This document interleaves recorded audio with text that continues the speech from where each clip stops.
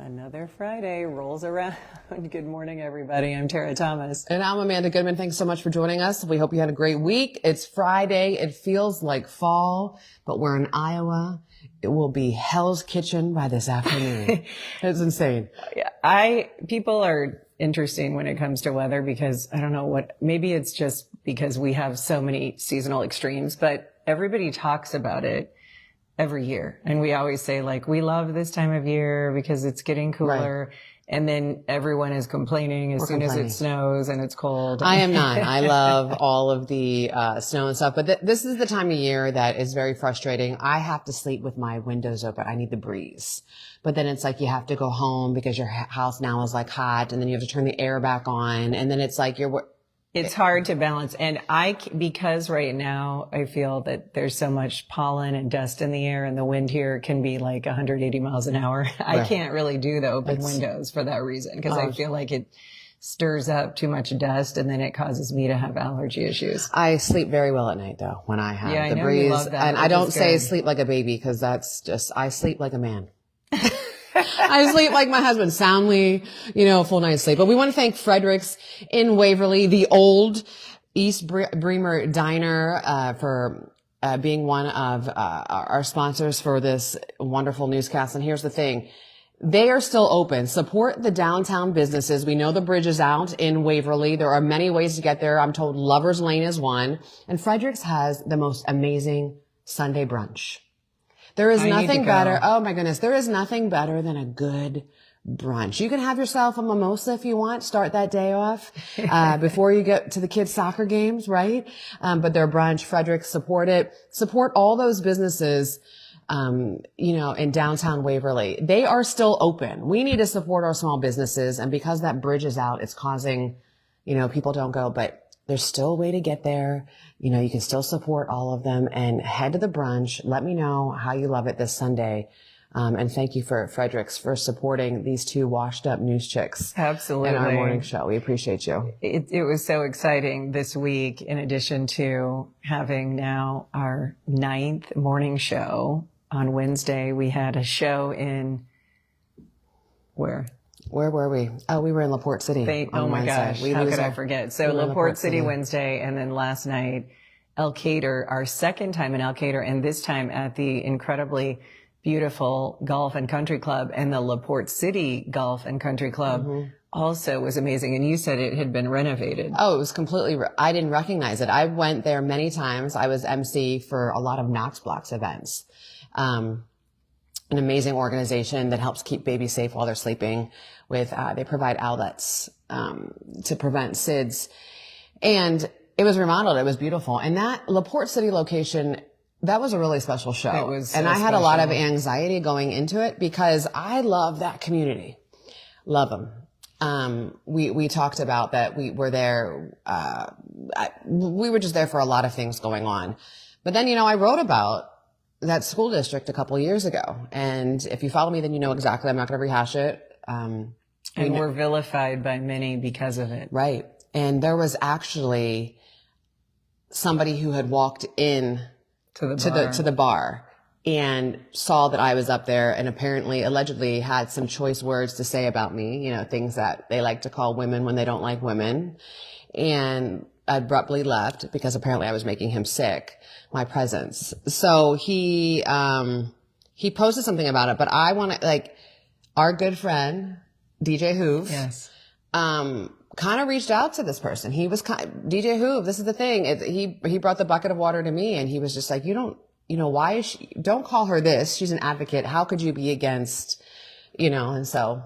That meant a lot. It did mean a lot, but it's so funny when people associate, but doing the right thing is not the easy thing. It's not the easy thing. No. And you immediately get vilified. And I'm okay with being called the B word or anything in between because you don't like me because I defended a child against the friend that you know and the friend that you love. I'm completely fine with that. I don't care. Just because you think that your friend would never do it. And we say it all the time. Everybody wants to protect a child until it affects an adult, 100%.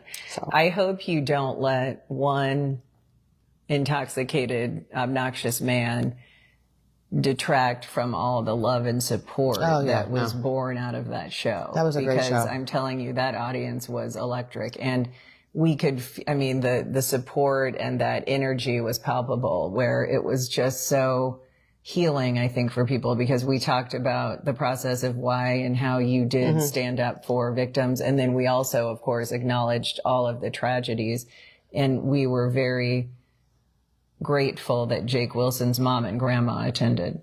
They're wonderful people. And explain this story about Jake Wilson to those who haven't heard. Jake Wilson was a wonderful teenager who went for a walk one night, and he was missing. Sadly, he accidentally drowned, and his body was later found. Between the time he went missing until his body was found, we had vigils for him, and we were looking for him. We wanted to bring him home. We wanted to light the way home. And I remember promising his mom, Megan, I'm going to do whatever I can. We're going to bring him home. I'm going to use my platform. I'm going to bring him home. So I had a lot of guilt feeling that I failed her, that I wasn't able to do that I wasn't able to use my platform to bring this young man home. So I have always had, my heart has always been in LaPorte City. So what I was explaining to them was this: listen, the reason I wrote to advocate for the students and to be the voice for is because I love the community. If I didn't care about your community, I'd let the fox in the hen house. You would have ignored the 800 emails. Literally 800 emails. I mean, it's not fun when you have to write. Your own eyes. I saw with my own eyes. So I'm beyond the point of really caring what people think about me. I do no harm, take no stuff. Like I don't go in looking for trouble. I'm doing what I can to protect children. If that means somebody doesn't like me, okay. Like I'm completely fine with that. Like it's.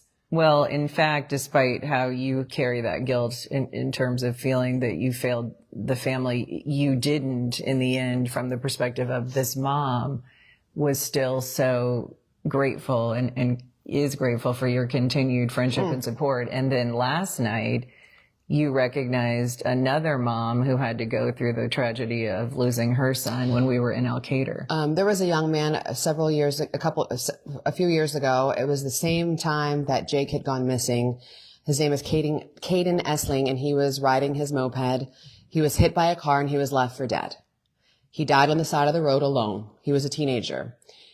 The woman was on the run. She was eventually arrested. I just found out last night that has already been released from prison. And that woman Caden's mom went through absolute torture. Imagine knowing that someone hit your son and left him to die on the side of the road. So April had come up to Waterloo. She had taken part in the vigils that we had for Jake Wilson and Molly Tibbetts. And so when I saw her last night in the front row, and I acknowledged her. And the one thing the last time I saw her, she still had so much hurt in her eyes. So to be able to hear her last night, she cried along, but she also laughed, and I saw some joy back in her eyes. So it was one of those moments that was like, okay. I mean, she's still going. She lost her son.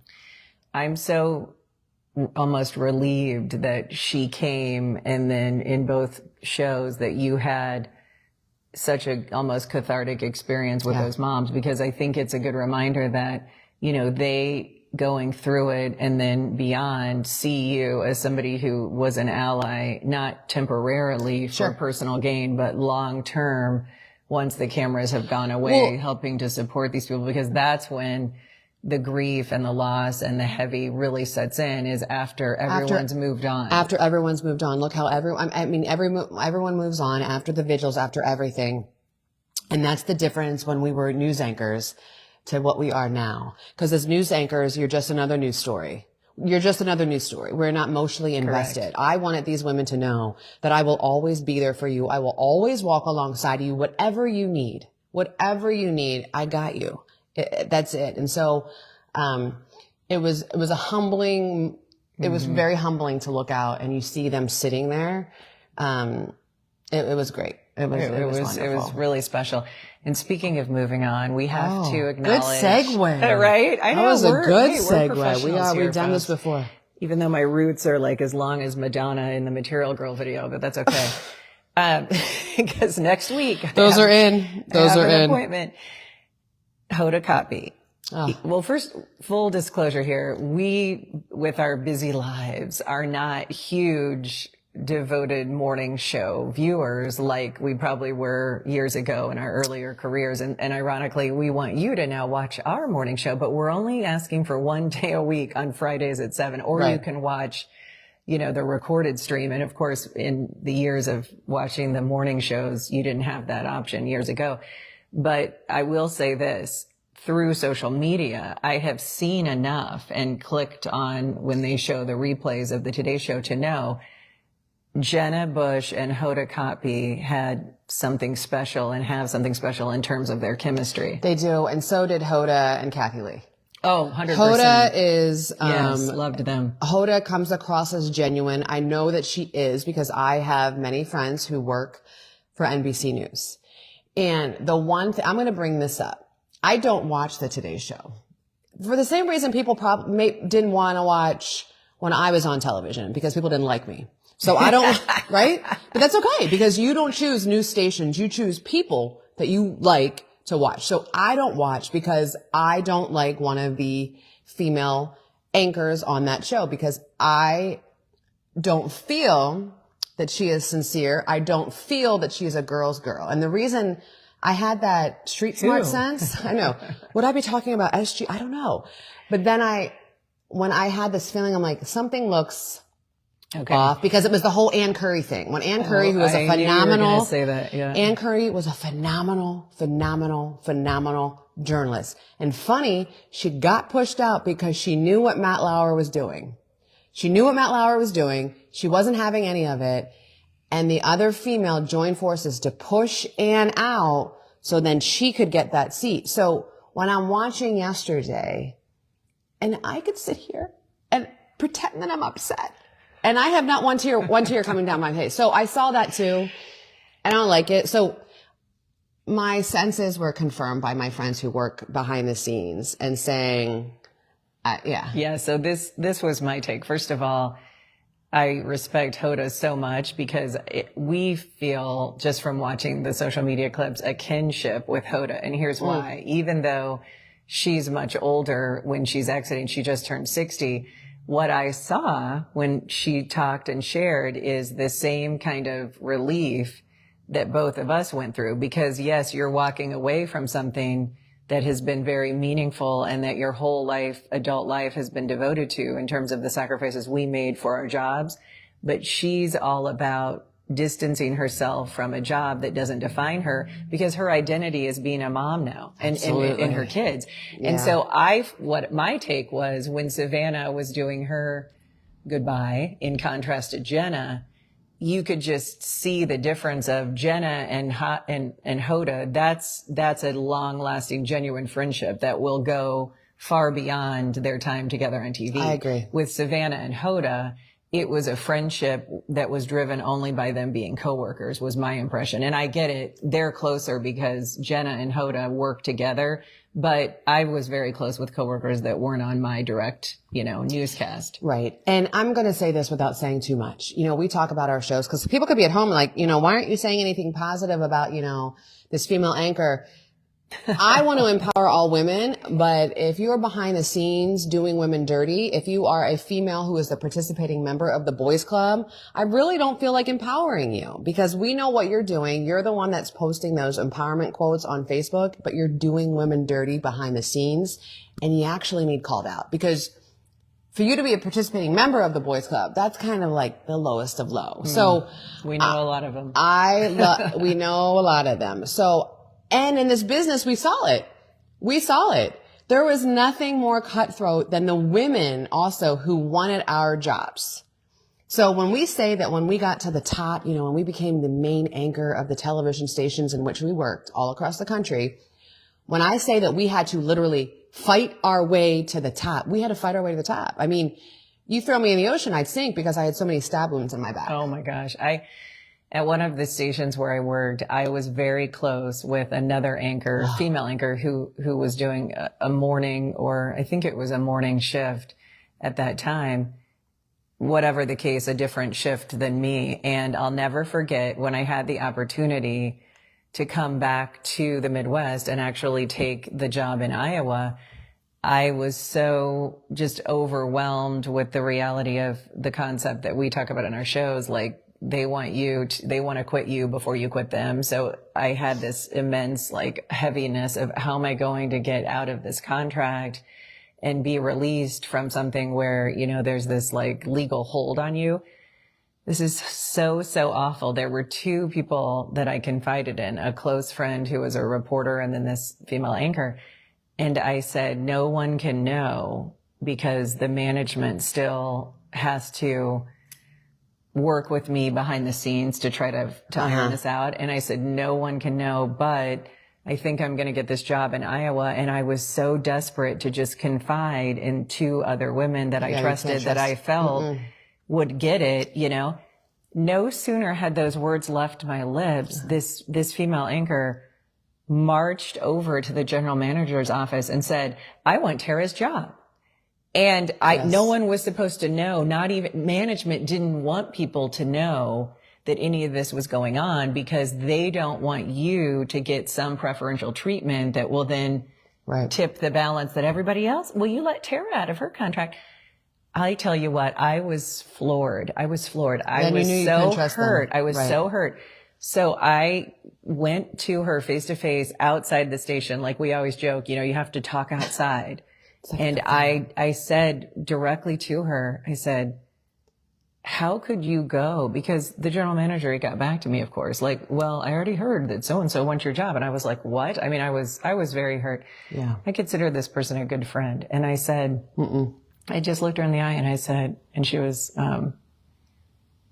so like, almost, you could just tell in her expression, like she had zero accountability. She felt she did nothing wrong. And she just said, you would have done the same thing if you were in my shoes. And I looked at her and I said, then you don't even know me. Right. And unfortunately, we never recovered from that. No, never spoke again, really. Never had another and this is the thing that I think is tough. And we as women face this all the time.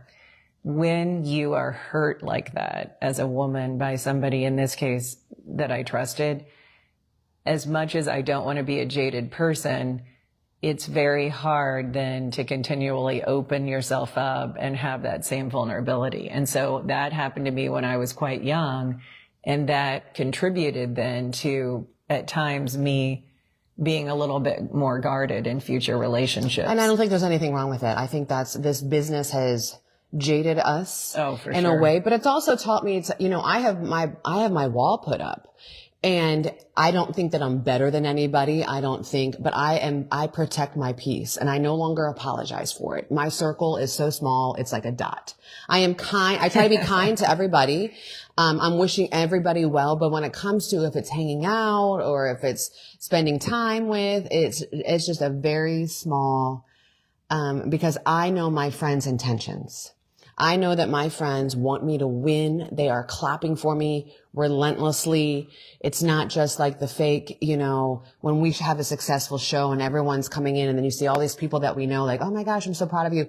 My friends are behind the scenes texting me publicly, like, we're rooting for you. And that's what I want, because there's too many, there were not many female colleagues along the way in nearly 20 years who were rooting for me.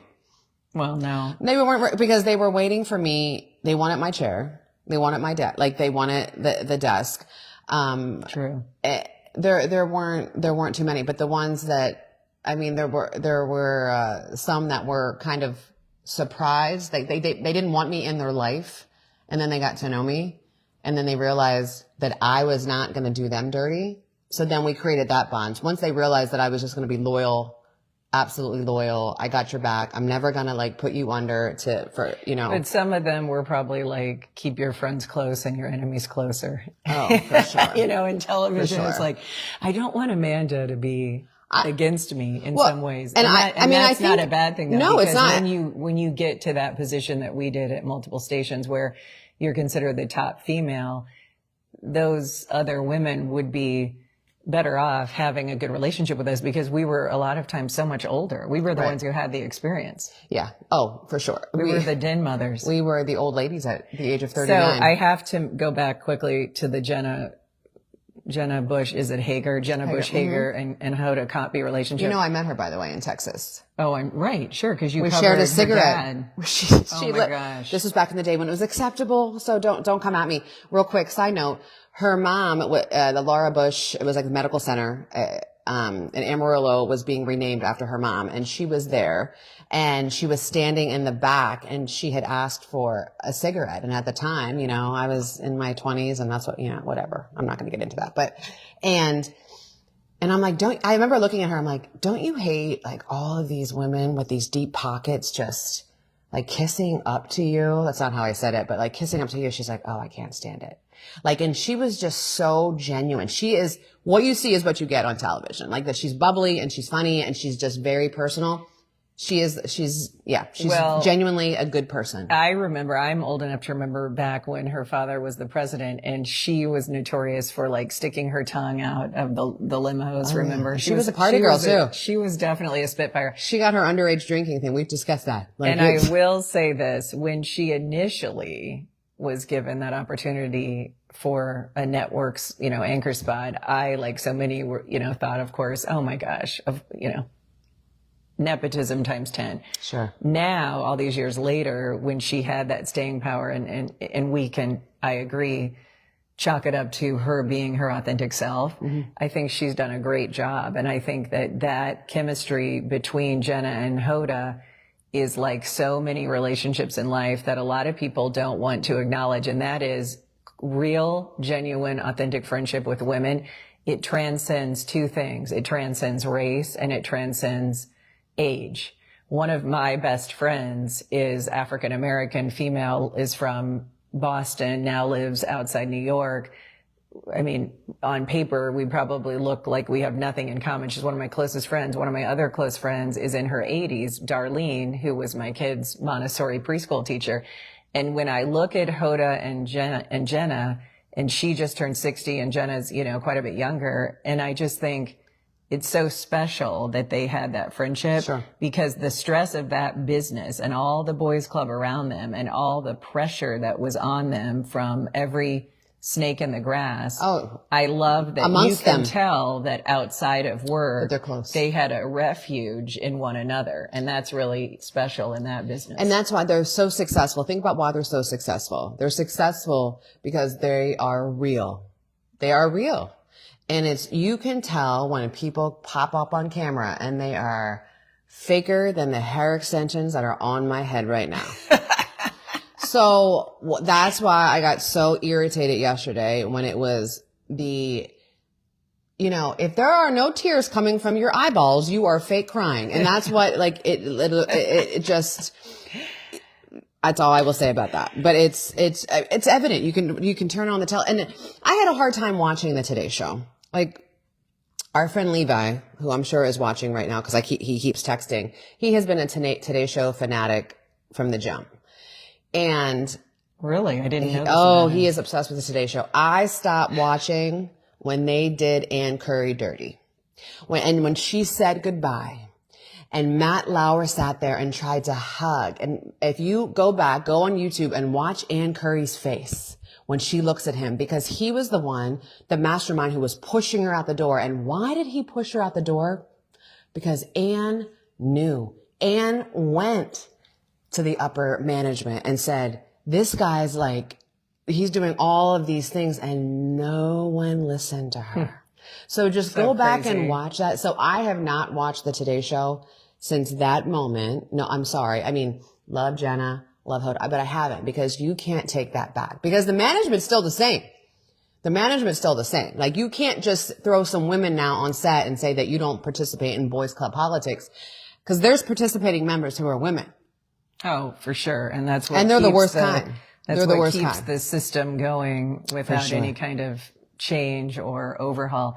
So another sponsor shout out we have to mention now is Grumpy's Roadhouse, another great eating establishment in Waverly. Oh, with the pretzel. Oh, last week we had so much fun, and thanks to all of you. What did we have? Like over 38,000 views. 38,000 views. We're at 200,000 views on this newscast. It's been so fun. Amazing. So And also, by the way, sorry, not interrupt, but somebody had said to me, they're like, it is so funny because you and Tara slip right back into your news voices. And I don't even realize that we're doing it. But you do have the best news voice. Oh, you're so kind though. I love your voice too. And our kids and my husband are annoyed by me going into that anchor voice. And I don't even realize that I'm doing it. We can't help it. We love women and kids, like our daughters. We like girls that have deep voices. We can't help it, right? Because that's how we are. I used to get made fun of for mine. I'll never forget 8th grade music. We had 60 kids in our 8th grade class, and they would split us up into 2 groups of 30. And the music teacher, who was an excellent teacher, she organized our seats by our octave levels. I was the first girl that kicked off the rows of boys. I was the deepest girl. I was right in the middle. And I just remember thinking, And then as I got older, one of the longtime on-air meteorologists who's still around in my hometown of Peoria, Illinois, Chuck, can't think of his last name. My mom would know, and she's watching. He's been on the air for decades. I'll never forget, I was interning at a station in Peoria, and he said, "You have a great set of pipes." Oh, that's a great compliment. And I'll tell you, that time was, you had to have some gravitas with your voice to do that job. Now, I think we're all over the map with voice intonation. Don't say anything. Okay, so back to Grumpy's, because we have to do our due diligence to our sponsors. So at Grumpy's Roadhouse, it's the second Grumpy's location for the owners. Originally, the OG, of course, is in Reedland. And we had a show there at their event center. Amazing. And that's when you first tried the pretzel that you got to and we got to eat last week. I was still eating it Friday night. Again, people from PA, we are, And they're right there in Bremer Avenue. We love our soft pretzels. And I was wrong. I said it was the old... Yeah, someone fact-checked you real quick. It was the old Dirty Dogs. Thank you. Yeah, Old Dirty Dogs. But it's great because they remodeled the whole thing. Oh. And so this was so fun. The fried pickles are done as like a wonton. Yeah. So I was watching you enjoy that. I could not eat that. But what's unfortunate is that set my day off on a pig out spiral, but it was so fun. Let's talk about that real quick. We're going a little longer today, but okay. So Tara and I we were obsessed with weight. We were obsessed with weight because we had to. Our worth was determined by the number on our scale for the majority of our working career, adult career, because we had to be skinny. We had to be skinny. And it was funny because I was skinny throughout my entire news career, but I was so unhealthy, completely unhealthy. But we also thought we were heavy. We thought we were fat. Like, I wish I would be that fat now. Like, this is how bad it was. I would go, and when I was in the Waterloo station, we had a Hardee's right next door. And so I was keto. So because I was keto, I would go, and the people, my colleagues, we still laugh about it, because I'd be like, let me have a monster thick burger, but hold that bun. So I was eating like a burger, like this much meat and cheese and bacon, but I didn't have a bun. Like, what? So, what's really funny is during my time at that same TV station, I was and still am, I'm a lifetime Weight Watchers member. And I still have the app on my phone. And I love that because the app has my weight record for probably like 5, 6, probably more, I don't know, maybe 8 years now of a record. So whenever it's really sad what we do to ourselves as women. I'll say to myself, gosh, I've really just let myself go. And then I'll go back on the app and I'll look at this same time period, 5 years ago. Oh, wow. I was 20 pounds heavier. I'm doing great. So I mean, in a way, it helps keep me accountable. But you're right. You've gotten away from being like chained to the scale. I don't weigh myself. Good. I will like use a pair of jeans. Like every once in a while, I will get on the scale. And it's so funny when you focus on the food that you're putting in your body. Like when I focused on being healthy rather than being skinny, now I eat whatever I want. I literally eat with whatever I want. Like I can't eat red meat. And that's the only way to sustain. But you still have to be really regimented with. I have to be because I can't eat certain foods. So you can't eat whatever you want. So last week. So there's 2 ways we do this. So I'm going to guess because you and I are very similar. So you started eating, we were eating fried pickles at 7 a.m. So if you do that, are you just like, today I'm going to go 100% balls of the ball? Okay. Oh yeah. Oh yeah. And it's not, yeah, exactly. And then you have it's a cheat day. Then you have the conversation in your head as the day progresses. am I going to turn this into a weekend or am I going to rein it in and start Saturday? Right. And I did get it under control for the most part by Saturday. You'll be happy to hear. What's your thing what's your go-to to eat? Are you sweets? Are you what do you? Probably, yeah, definitely. I'm low to no sugar most of the time. At least that's what I've been maintaining. So if I get, crazy, then it's like, let's get a smoothie or a blizzard or, just like the sugar fix. Cause I do, but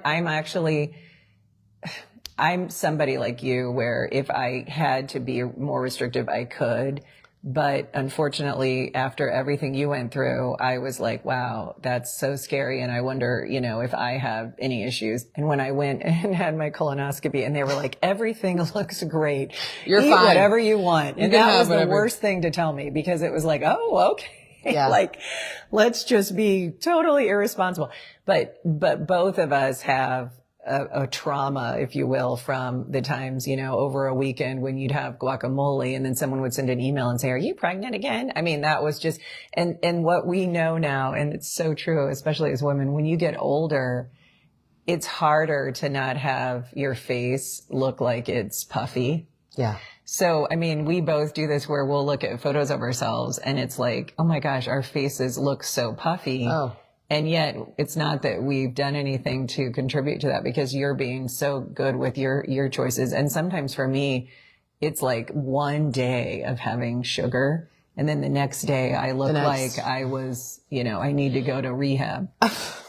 I mean, you know how it does that to your body? Just because since you're older, I think it makes a difference. Whoa. And then the pouch that you get, I saw it last night in my pictures. Oh my gosh, no, you look so good. I wish you wouldn't take that. It's really hard because again, when your worth is determined by the number on your scale or how you look, you kind of, and then I've seen pictures of what I looked like a couple years ago and I let myself go. And by letting myself go is because I was eating. But it's not that as much as part of it was you didn't know then like all of the health issues that had to be sorted out. And so that's what's tough. It's like you didn't know that everything that you were doing was either helping or hurting your ulcerative colitis. Well, and it was literally all of the things that I was doing just to keep my job on air in television for almost 20 years. All of the things I were doing led to the severe diagnosis of ulcerative colitis. Now, it's an autoimmune disease, so it's genetic, it's hereditary. My mom has rheumatoid arthritis. So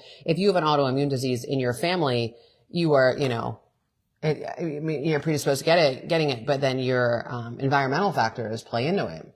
So, shoving my face with a monster thick burger without a bun and then taking 8 X-Lax the night before I have to weigh in so consultants can see what I weigh.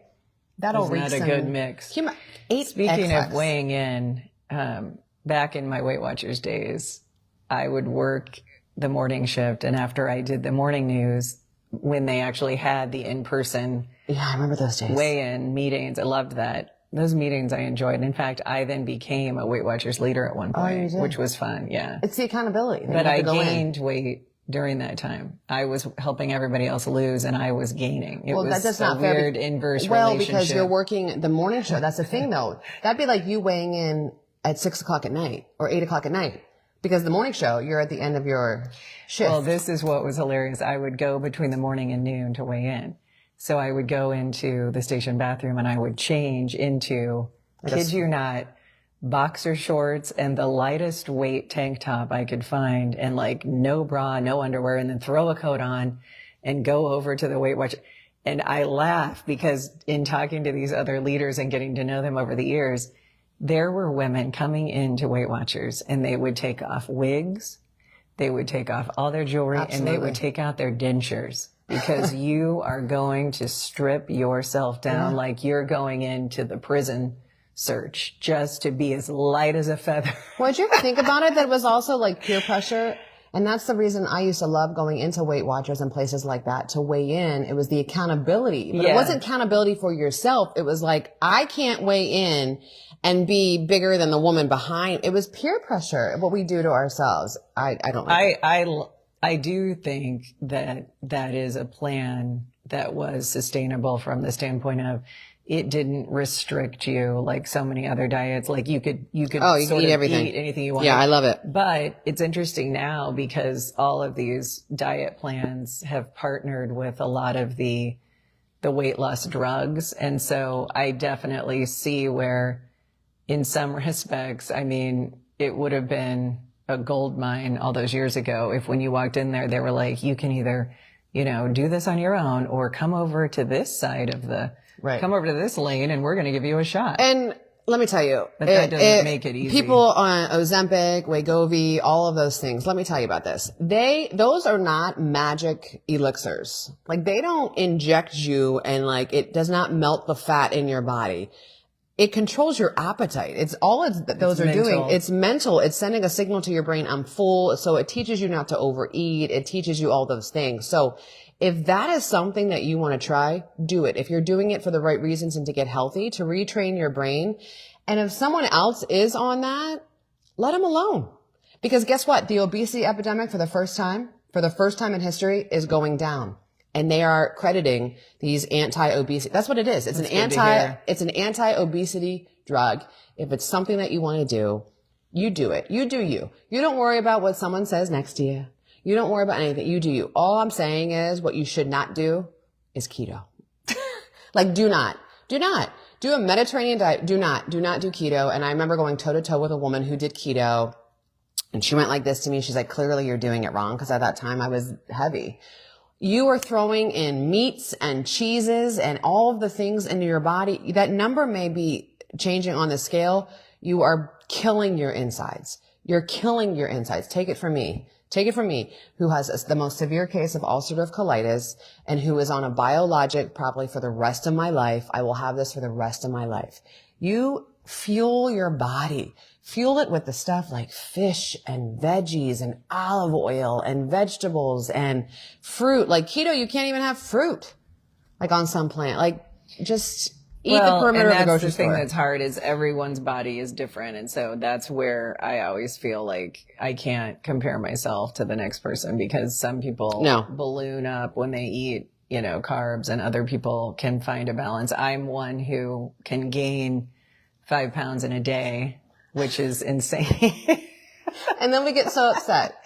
It is my one friend who's much shorter and doesn't have like the extreme weight swings like me. She said, I have never seen somebody who can gain so much at one time and also lose so much because I've had weeks where I lost like 8 pounds in 1 week just because I did like a drastic diet change. And it is so exciting when that happens. But then you also know, as many of you have experienced, the losing is actually the easier part. It's the maintaining. That's the hard part. Because you're not going to be like for me, when I did the diet where you do the bars and then you have the one healthy meal, you lose a lot of weight. I knew just as I was doing that, I'm like, there's no way like 3, 4, 5 months from now, I'm going to love these bars. No. You just get to a point. And my mom right now is doing Jenny Craig where you can pre-order. And so she was saying how, even though it's nice as a single person that she has the servings and it's an easy thing to just get out and fix, you get sick of some of that food. Yeah. You have to have the joy, right? Like, and once you find, like, once I was able to figure out what I could and could not eat, and then I'm literally enjoying food, have the joy. I mean, I've lost, since I was diagnosed, 81 pounds. That's great. And homegirl still has a bag of gummy bears at the ready in my car at all times. Like my kids I lock my car so my kids can't get my stash of gummy bears. Cause gummy bears bring me joy. And when the world gets dark and cold, I still have my gummy bears and I will eat them. And then I will have my soft pretzel from Grumpy. We're good. I love it. Well, we went long today, but it was really we had long. a lot. This was very fun. And we have a lot going on in the coming week. I'll be going to Washington State for my stepdaughter's wedding a week from today. So excited. So are you going to solo the show next week? I will hold it down. I will hold it down probably from my car again. That's great. Because I have 4 children. Because it'll be 5 a.m. where I am a week from now. Yeah. You don't want me to patch you in? I don't want to get up. Or I can be like somebody on the, I could just take over. Tara's not here. It's me now. Because that's how some women are. That I feel like that's what's happening I can't wait to see who replaces Hoda. And Oh yeah, I didn't even think about that. and I'm going to pray for Jenna, because this is the thing. Hoda has protected her. I feel like Hoda has protected her. Knowing the business, she has protected her. And now that her protective wall is not there, we about to see how cutthroat it's going to be. I love that I saw the clip where Jenna told Hoda something that Hoda appeared to not be aware of. And that is when Jenna was basically moved to that co-anchor seat with Hoda, and she called her dad, former President George Bush, to say, I'm going to co-anchor with Hoda. And he said, just so you know, Hoda's the star. I love that. Right? I love that. Because he was acknowledging and respecting. Listen, where I will she tell had you been. this. I will end on this. I have interviewed every living president, every single living president. I interviewed President Biden when he was, back in the day, senator, and, some presidents that we lost. And one of my favorite interviews of all time is former President W. Bush. I'm sorry. Former W. Because he is a Texan, like through and through, and he is genuine. And forget his politics, forget all that. He's just a good man. And I remember somebody asking him, your twins, that Jenna, because she got an underage when she was in college. And he just went, ugh. It was just such a dad moment.